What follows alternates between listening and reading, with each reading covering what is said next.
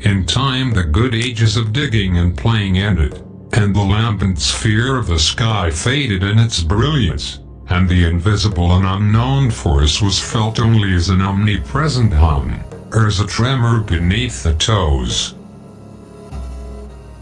In the tegument of actuality there grew an itch, and from its deep weight it produced a bump, and the bump swelled into a wide mountain, and the baby boy Seymour saw it, and he said, "Oh, I simply do not like that." And Seymour fixed his gaze upon the mountain, and he said, "For what reason does the ground swell?" And the mountain was silent, as many mountains are. At this Seymour drew many gusts of wind towards himself, and granting himself great speed and great solidity he struck at the mountain with his tiny body, and cleaved a valley from its shape.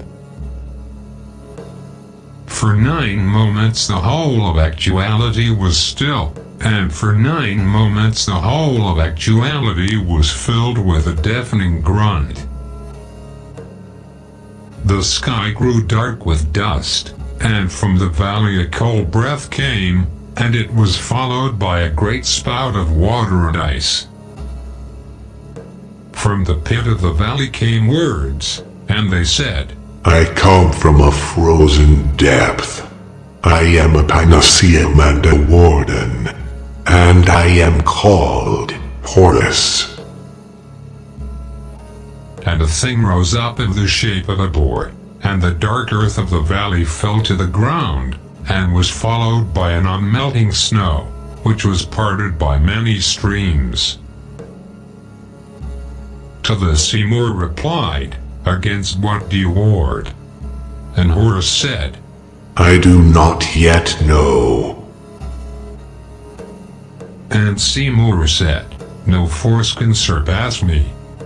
And Horus said, "Perhaps not, but you will nearly be defeated by a force of your own making." At this Seymour stamped his hooves, but existing out of all things and at once within them, he knew this truth, as he knew and still knows all truths, though he preferred not to dwell on it. Seymour said, "Very well, boar. If you are my warden, I will teach you some funny tricks, that you may ward with greater skill." And Horus nearly said, "I am not your warden. I am merely the warden." But he did not say that. And Seymour showed Horus many shapes of great power, and sharp-edged equations to sever the voices of certain and uncertain thoughts, and funny words that sublimate the mind to a single blinding point, like a star, but not unlike a furious scream. Horus accepted these gifts and adapted them to his own uses, and descended into his valley to run and play in the snow, and to make unending war on the many forms there that had sprung up as he was speaking with Seymour. Among these valley forms were 2 who could not, and still cannot be ended, and at times flee into the sky to escape the fury of the boar. There they pass through other spheres, as is expected of sky things, and in many of these spheres they are greatly feared, though rarely consciously.